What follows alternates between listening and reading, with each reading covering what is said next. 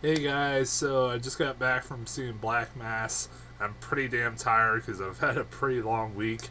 So I want to get this review done as soon as possible. And honestly, I don't think this should be a long review, so let's get right into it. Uh, this is a movie that I've been looking forward to ever since I seen the first trailers for this thing.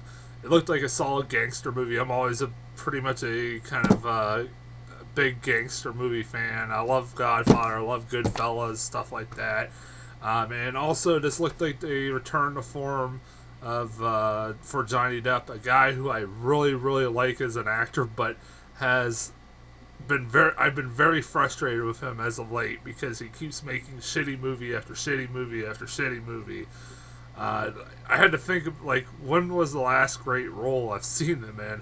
I had to think and think and think, and I'm like, honestly, Sweeney Todd was the last time I remember liking him in a role. That's pretty bad. That was 2007, 8 years ago, almost 10 years ago. You know, it's like it's frustrating for me, like being a fan of him, because you're just like, he's a really good actor. And he needs to quit doing all these stupid, goofy, over the top performances. He's got to quit doing pirates movies. He's got to quit doing. He's got to quit doing Tim Burton movies and stuff like that. He needs to go back to what he originally really is, and that is a really good actor. And this looked like, from all accounts, it looked like this was him being showing his acting chops once again. And the reviews have been really good for this film, for the most part. And pretty much the most of the praise been given to this movie has been towards Johnny Depp. So, I was really looking forward to this. And you know what? This is one of the best films of the year. Hands down, one of the best films of the year. Uh, it's a really good movie. I highly, highly recommend. Johnny Depp, I'm going to tell you this right now, is this, this is not only one of my favorite performances of the year, not only is it one of my favorite performances of his in like 10 years, but it's also probably one of my all-time favorite performances of him in like of all time. This is one of his best performances I've ever seen in his career. He is shit your pants scary in this movie. I am not making that up. He is playing a straight up psychopath and scaring the living bejesus out of you at the same goddamn time. He, there, he's. It's one of those performances that some of the best scenes, some of the best acted scenes from him in this film were when he didn't say a word. He just gave a look to the camera, and I was just kind of cowering in the corner, like, dude, quit looking at the camera, quit looking at me, dude. Like through the prosthetics and all that stuff, he really was intimidating, even more intimidating than he could ever be. Goddamn, I never thought I could see an actor make a guy with a receding hairline and a guy who likes to wear aviator glasses look intimidating. Johnny Depp pulls it off, like, bar none. This is like, it's some of the acting, his acting in this movie is just really good, to the point that I think like a lot of the critics out there are underselling this performance. If he isn't a favorite to win Best Actor this year, I'm done with the Oscars. I said this last year with Nightcrawler and Jake Gyllenhaal and that performance. This is like a performance that reminds me a lot of like Jake Gyllenhaal, but this is even more like Jake Gyllenhaal was a sociopath. Johnny Depp in this movie is a straight up psychopath who just murders you if he thinks you've done him wrong. Like, even if you haven't, if you even have said, like, if he thinks for 1 second that you said one word to somebody you shouldn't have said something to, he will straight up murder your ass. Like, there's a scene where one of the most disturbing scenes in the movie. There's many in this, where he's one of his accomplices sleeps with a prostitute. She gets picked up by the cops, and the cops know that she's involved with his accomplice in Whitey Bulger, and Whitey Bulger and his accomplice pick her up from the police station. Whitey Bulger just asks her, says flat out, he says, "Did you say anything to them?" And I said, "No, I never said anything to him." Okay, and he buys her some clothes, and he takes her to his house, or that used to be his mom's house, to let her stay there, so she can have a place to stay. And he's like, "Oh, thank you. Nobody's ever done anything so nice to me." And he's like, "Oh, you're breaking my heart. You're breaking my heart." And next thing you know, he just fucking chokes her out and kills her. Like, the whole time that scene was going on, like, by that point, you were just, like, sitting there waiting, like, he's gonna kill her. He's gonna kill her. He's gonna kill her. And the movie fooled me, because at one point I'm like, okay, maybe he isn't. Nope, he is. That's like, okay. There's only Johnny Depp I've ever can make a scene talking about steak be one of the most intense scenes of 2015. There's a scene, there's also in the trailer, one of the trailers for this movie, where he's talking to an FBI guy who's the partner of Joel Edgerton, and he's asking him if, or, how did he, like, the steak is so fucking amazing. He basically, like, how did you marinate it? He's like, "Oh, it's a family secret. It's a family secret." So, I mean, come on, this is the best steak I've ever had. Come on, man. He's like, you gotta let me know. So, okay. He said, it's grounded pepper and a soy sauce. He says, "Oh, really? That's just it?" He said, "Yeah." Then he's like a flip of a switch. He just, like, turns and he goes, "I thought that was a family secret." I can't do that scene justice. And then he's like, You're so willing to tell me your family secret. What makes me think that you won't rat on me?" And that scene alone is just, wow. Like, if that don't get him an Oscar, that scene, I've never heard a conversation, like I said, about steak be so fucking intense. It's, like, really good. That scene alone should get him an Oscar. Like I said, like, I could go on about Johnny Depp. I know I'm just pretty much going on about Johnny Depp's performance like, I could go on forever. Everybody else is good. I don't want you to think, like, he's the only person that's good in this movie. Joel Edgerton's really good in this movie. He has a really big role. He's like the secondary, like, the second biggest role in this movie, as the FBI agent that works with Whitey Bulger, and also is the guy that he used to grow up with Whitey, and or James Whitey Bulger, in the neighborhood of Boston, South Boston, and they have a close relationship, and he's really good. Joel Edgerton, like, this is a damn good year for him. Between this and The Gift, he's pulled out two damn good performances. Even though I think The Gift is the one he deserves an Oscar nomination for, this is a pretty good performance from him. I've always liked Joel Edgerton, man. He's really good. He also got a lot of damn good actors in this. You have Jesse Plemons from Friday Night Lights. That's the only thing I remember him from, and he's pretty damn good in this.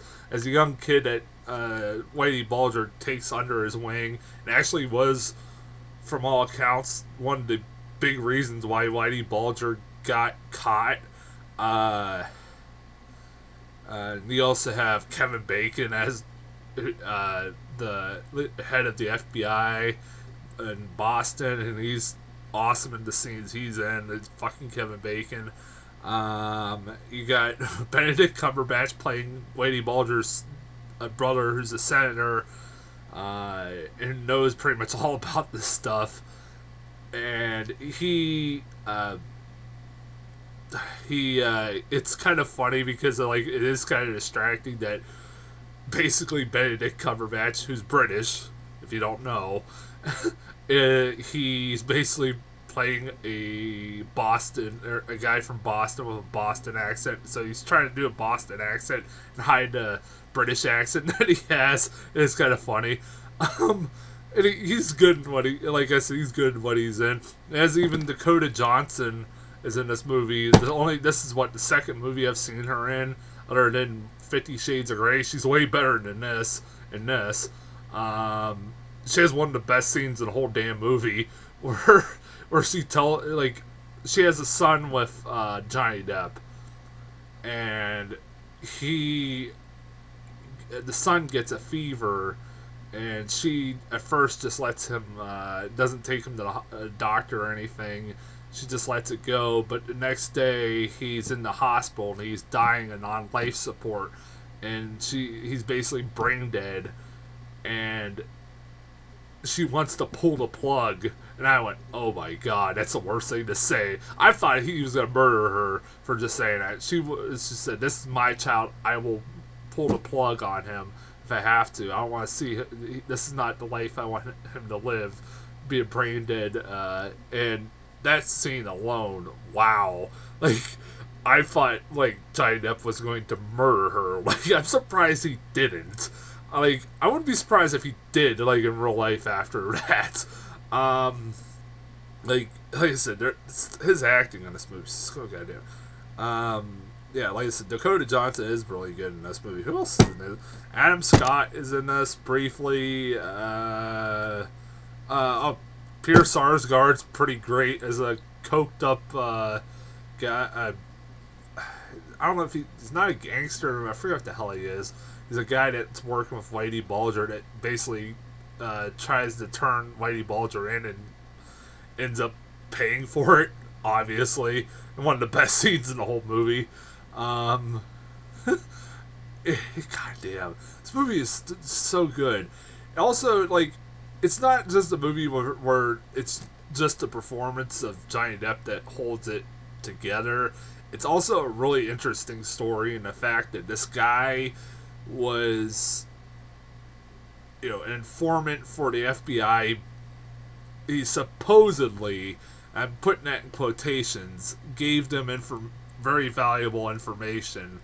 And because of that, the FBI just turned away when he did really bad shit, like murdered people, did racketeering, sold drugs to the kids, shit like that, and he got away with it all these years. And it's an amazing story. Like, it's really incredible.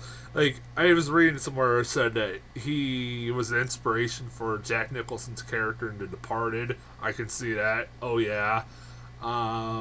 He's like, I briefly watched that documentary about him too. I read up a lot about him before I went and saw this. I tried to read up as much as I could. It's amazing that it took that long. It wasn't until 2011 that he got caught. That's insane. It took that long for him to get caught. He escaped Boston and then he was and then got caught in California. Yeah.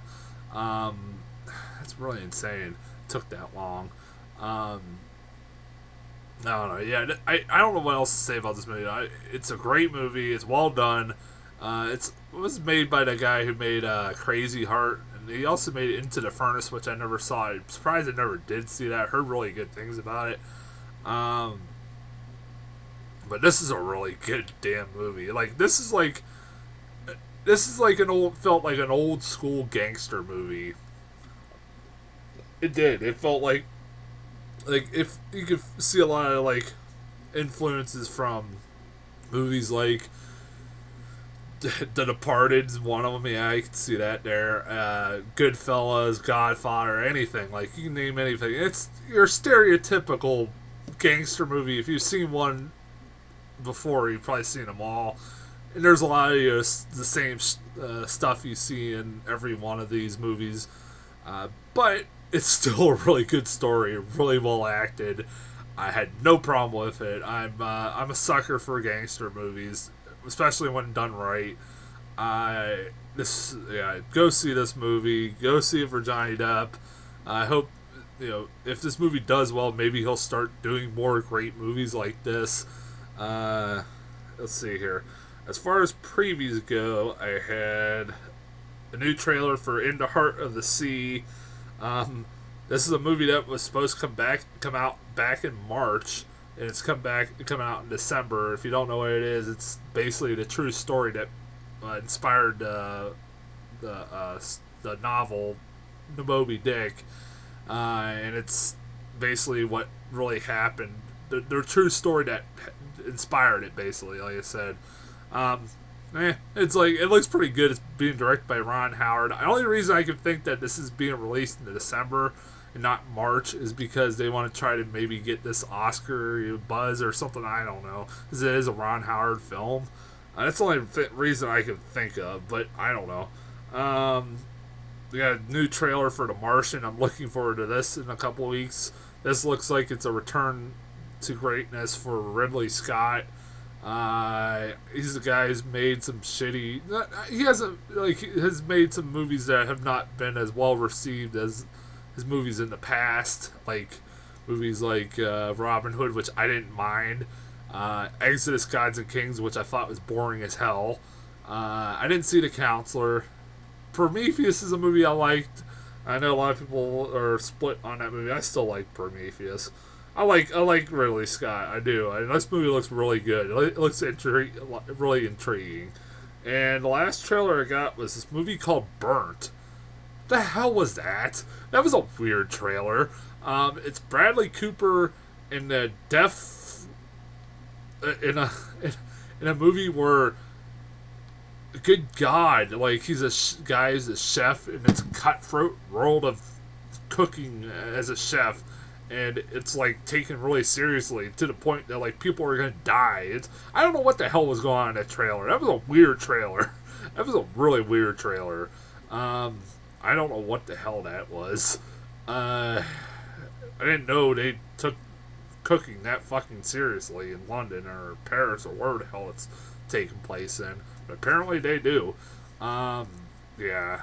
I don't know about that. Anyways, originally my plan, if you watched my last review, I said I was going to be doing a review for Black Mass, Everest, and Sicario. Well, that was the plan until a couple days ago when I found out that Regal is not playing Everest or Sicario right now. They're only playing Black Mass. I don't know when they're going to be doing Sicario and Everest. I think maybe next week, which then if it is, I will be watching those two along with Green Inferno. If not, it will be just the Green Inferno. I don't know, unless they decide not to play that either. They'll play Jesus movies, but they won't play actual good movies. I don't know. These crappy Jesus movies that we keep getting, like War Room, God's Not Dead. My theater has no problem getting those, but fuck Everest and Sicario, two movies that are getting pretty good reviews. Although I heard Everest was just being released this week in IMAX, and then next week it'll be released in regular theater. So if that is true, I can't wait. And Sicario is supposed to be really good. So I'll be back next week with hopefully one of those 3 movies, or all 3 movies, hopefully. So until then, I'll talk to you guys later.